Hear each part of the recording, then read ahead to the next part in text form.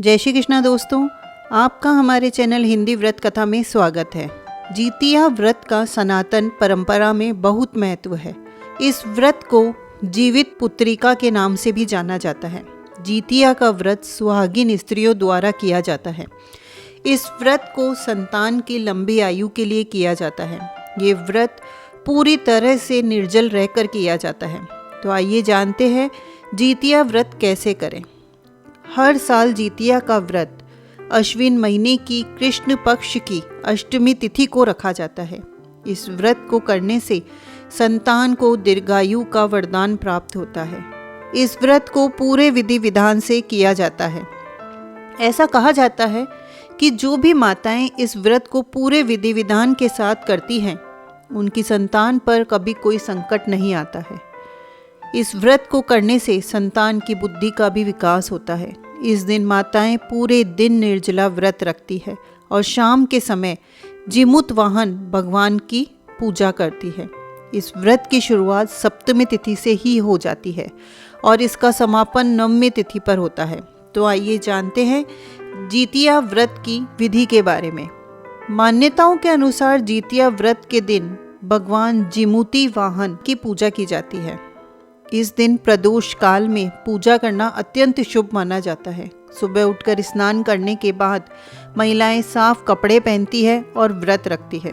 पूजा के लिए कुशी से बनी भगवान जिमुती वाहन की मूर्ति को एक चौकी पर स्थापित किया जाता है।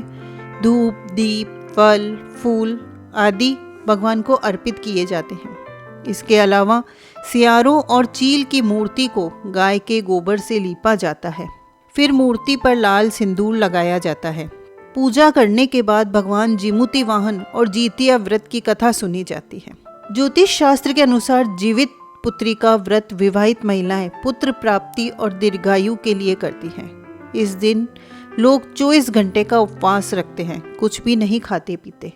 ऐसा माना जाता है कि जो महिलाएं इस व्रत को रखती है, उनके बच्चे जीवन में बहुत तरक्की करते हैं। इसके अलावा वे लंबे समय तक जीवित भी रहते हैं।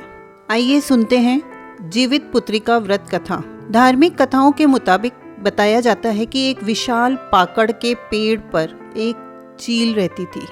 उसी पेड़ के नीचे एक सियारिन भी रहती थी। दोनों पक्की सहेलियां थीं। दोनों ने कुछ महिलाओं को देखकर जीतिया व्रत करने का संकल्प लिया। भगवान श्री जियुत वाहन की पूजा और व्रत करने का प्रण ले लिया। लेकिन जिस दिन दोनों को व्रत रखना था, उसी दिन शहर के एक बड़े व्यापारी की मृत्यु हो गई और उसके दाह संस्कार में सियारिन को भूख लगने लगी। मुर्दा देखकर वह खुद को रोक न सकी और उसका व्रत टूट गया। पर चील ने संयम रखा, नियम और श्रद्धा से अगले दिन व्रत का पारण किया। अगले जन्म में दोनों सहेलियों ने ब्राह्मण परिवार में पुत्री के रूप में जन्म लिया। उनके पिता का नाम भास्कर था।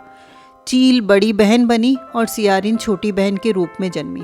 चील का नाम शीलवती रखा गया। शीलवती की शादी बुद्धिसेन के साथ हुई, जबकि सियारिन का नाम कपूरावती रखा गया और उसकी शादी उस नगर के राजा मलाय केतु से हुई। भगवान जियुत वाहन के आशीर्वाद से शीलवती के 7 बेटे हुए, पर कपूरावती के सभी बच्चे जन्म लेते ही मर जाते थे। कुछ समय बाद शीलपति के 7 पुत्र बड़े हो गए और वे सभी राजा के दरबार में काम करने लगे। कपूरावती के मन में उन्हें देख ईर्ष्या की भावना आ गई और उसने राजा से कहकर सभी बेटों के सर कटा दिए।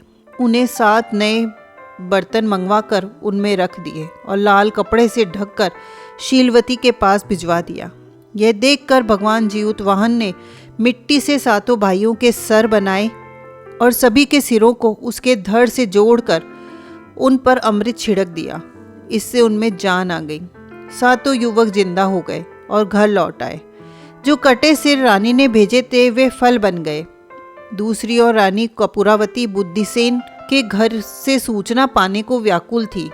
जब काफ़ी देर सूचना नहीं आई तो कपूरावती स्वयं बड़ी बहन के घर गई। वहाँ सबको जिंदा देखकर वह सन्न रह गई। जब उसे होश आया तो बहन को उसने सारी बात बताई। अब उसे अपनी गलती का पछतावा हो रहा था। भगवान जियुत वाहन की कृपा से शीलवती के पूर्व जन्म की बातें याद आ गई। वह कपूरावती को लेकर उसी पाकड़ के पेड़ के पास गई और उसे सारी बातें बताई। कपूरावती बेहोश हो गई और मर गई। जब राजा को इसकी खबर मिली तो उन्होंने उसी जगह पर जाकर पाकड़ के पेड़ के नीचे कपूरावती का दाह संस्कार कर दिया। तो दोस्तों, आपको ये कहानी, ये जानकारी अच्छी लगी हो तो प्लीज़ लाइक करें, कमेंट करके हमें प्रोत्साहित करें और हमारे चैनल को सब्सक्राइब करें। धन्यवाद।